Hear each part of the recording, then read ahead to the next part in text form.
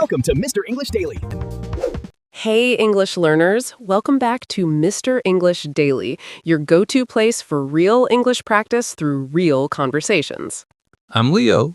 And I'm Luna. And today we're talking about something that makes a lot of people freeze. Spiders? Monday mornings? Worse, speaking in front of people. Oh, the classic horror moment. You're in a meeting, a class, a video call, and suddenly someone says, "What do you think?" And your brain says, great question, I have absolutely nothing.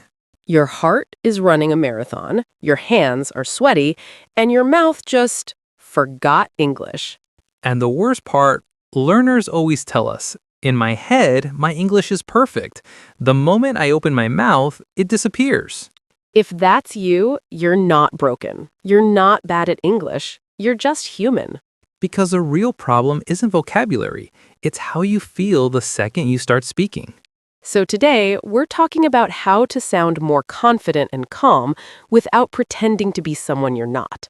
Luna's challenge for you. Before we go further, we have a reflection challenge in the comments. Finish this sentence. When I speak in front of people, I feel... Then add one more. One communication habit I want to build is... Be honest, be real. This is a no judgment zone. And stay with us till the end for our word tour, where we break down the key vocabulary from today so you can actually use it. Part 1, Leo's story. Luna, tell them your story, the painful one. Okay, fine. At university, I was great at English exams. Essays, presentations, good grades, all of it. Brainy boy. On paper, yes. Then I got my first real job. First big meeting. 10 people, serious faces, long table. My manager looked at me and said, "Leo, what do you think?" And? My English left the building. Just walked right out. My heart was loud, my voice was quiet. I kept saying things like, maybe, I'm not sure, kind of. I didn't even trust my own sentences. That feeling is so real. But here's what was interesting. A colleague spoke after me. His grammar was simpler than mine, but when he opened his mouth, everyone listened. Same room, same topic, completely different energy. Exactly. And that was the moment I realized the difference wasn't what we said, it was how we said it. Part 2. Come across as confident. In English, we use the phrase come across as. It means the impression you give to other people. You might feel nervous inside, but if you come across as calm and clear, people believe that version of you. And here's the good news. You don't need a loud personality to come across as confident. You just need to stop a few small habits that quietly weaken your message. Like starting every sentence with, "Maybe I'm wrong, but," or "This might be a stupid idea, but." That's called not being assertive. Assertive means you say what you think, clearly and calmly, without apologizing for it every 5 seconds. You're not being rude, you're just not shrinking yourself before you even start. A lot of us do that because we feel intimidated, nervous, or small because of the person, the room, or the situation. You walk in feeling normal, then you see serious faces, and suddenly your relaxed self hides behind the chair. And your goal shifts from say something useful to please don't judge me. And when that becomes the goal, your message always suffers. Part 3, organize your thoughts first. Here's something people don't talk about enough. Sometimes the problem isn't your English, it's that your idea isn't organized yet. You start talking and you're still searching for your point while your mouth is already moving.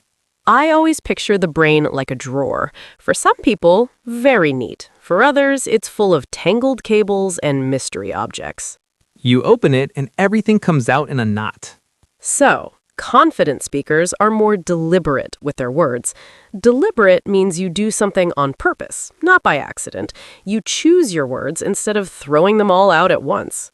One simple habit, before you speak, pause for 1 second and ask, what is my point in one sentence? That pause isn't weakness. That pause is you organizing the drawer. And sometimes you also need to read the room. Notice the mood and energy around you. Are people relaxed, stressed, ready to joke, or very serious? When you know your point and you've read the room, your message lands so much better. Part 4, stay composed under pressure. All of this gets harder when the room feels tense, when someone disagrees, when someone raises their voice. In those moments, people speak faster, their voice goes higher, their message falls apart. That's why being composed matters so much. Composed means calm and in control, even when things get difficult. You still feel the emotion, you just don't let it drive. I like to think of it this way. Your emotions can sit in the car with you, they just don't touch the steering wheel. They can complain in the back seat, they don't choose the road. I once sent an angry message. The second I pressed send, I knew it was my emotional brain driving, not my wise brain. We've all been there. Now when I feel that heat, I take one slow breath before I answer. That one breath creates just enough space to ask, what do I actually want my words to do right now? That question alone makes you less reactive and more intentional. Part 5, be concise. Stop beating around the bush. Even when your emotions are calm and your idea is clear, there's one more trap: saying too much. Guilty. When I feel unsure, I keep adding sentences because I think my first one wasn't enough. Learners do this all the time. They say the important thing, then bury it under 10 more sentences because silence feels uncomfortable. That's why being concise is such a powerful skill. Concise means clear and short, but your message is still complete. And the opposite of concise? Beating around the bush. That means avoiding your main point and talking in circles around it. Instead of, we have a problem with this plan, you say, well, maybe there's a small thing we could possibly look at again someday. And by the time you finish, nobody knows what you meant, including you. Being concise isn't cold. It's actually kinder because you respect the listener's time. Part 6. Your body and your voice. Here's something people forget. Before you say a single word, your body already said something. If your words say, I'm confident, but your shoulders say, please don't look at me, people believe your shoulders. Shoulders are very honest. They really are. And confidence in your body doesn't mean big dramatic movements. Sometimes it just means being still and present. Not frozen, but also not playing with your pen, your phone, your hair every 10 seconds. When I was younger, I adjusted my clothes every 10 seconds when I was nervous. It just showed everyone exactly how I felt. The goal isn't to look like a movie star. The goal is to look at home in your own body while you speak. And when your body stops fighting your message, your voice can finally support it. A lot of people think a strong voice means a loud voice. It doesn't. It means carrying your sentence all the way to the end, starting with energy and finishing with the same energy. Many people start strong, but then their voice dies at the end. It sounds like, I think this is a good idea, maybe, never mind. And people remember the never mind feeling more than the actual idea. Slow your pace. Breathe properly. Your voice becomes more stable, without any shouting. Part 7. Alignment. When it all works together. So here's the real secret. Confidence isn't one trick. It's everything working together. Your thoughts, your emotions, your words, your body, your voice. When they're all supporting the same message, that's alignment. And alignment is when you come across as composed, assertive, and credible, even if your grammar isn't perfect. Not because you're performing confidence, but because you're not attacking yourself while you speak. You stop running from your own voice, and you start standing beside it. And people trust you more when you sound like you trust yourself. So if you're thinking, I'm just not a confident person, try asking a better question.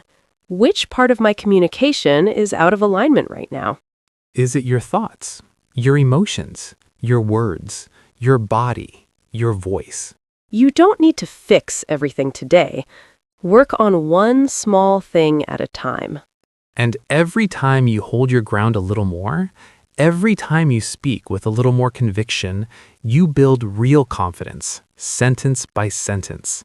The kind that doesn't disappear when the meeting ends. It stays with you. Word tour. All right, slow down, relax your shoulders. It's word tour time.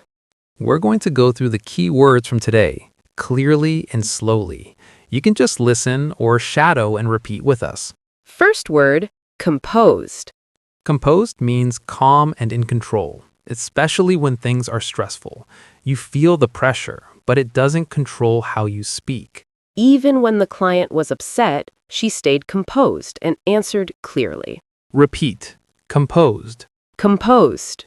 Next, assertive. Assertive means you say what you think clearly, confidently, and respectfully, not aggressive, not hiding. She was assertive in the meeting and says she couldn't take more work this week. Repeat. Assertive. Assertive. Next, credible. Credible means believable and trustworthy. People think, I can rely on what this person is saying. Her presentation was simple, but very credible because she used real examples. Repeat. Credible. Credible. Next, deliberate. Deliberate means done on purpose, with intention, not by accident. Good communicators are deliberate with their words. They don't just talk to fill the silence.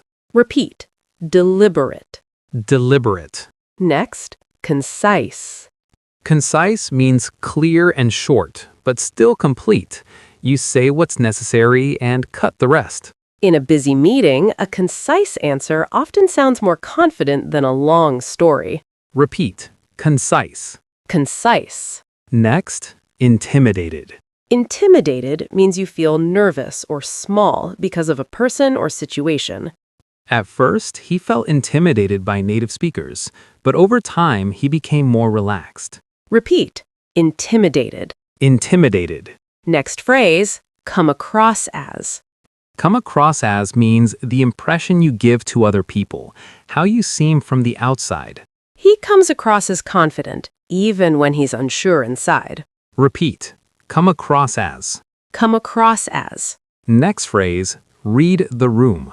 Read the room means notice the mood and energy of the people around you before you speak. A good leader reads the room and knows when to joke and when to stay serious. Repeat. Read the room. Read the room. Next phrase, hold your ground. Hold your ground means stay calm and firm, even under pressure. You don't give up your position too quickly. She held her ground and calmly said the deadline wasn't realistic. Repeat. Hold your ground. Hold your ground. Next word, alignment. Alignment means everything is working together in the same direction.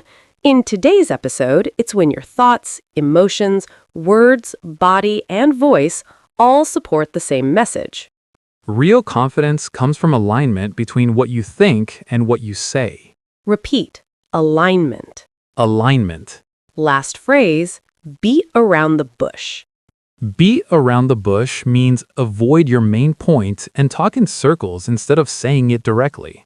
Stop beating around the bush. Just tell me what you really think. Repeat. Beat around the bush. Beat around the bush. That's your word tour for today. Try to use one or two of these words before the day ends, even in a simple sentence. Practice in the comments too. Write one sentence using any of today's words: composed, assertive, credible, hold your ground, and we'll read them.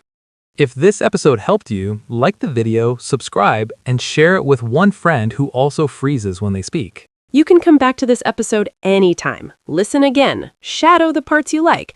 Let it be quiet practice for your future confident self. This is Leo. And this is Luna. You've been listening to Mr. English Daily. See you in the next one.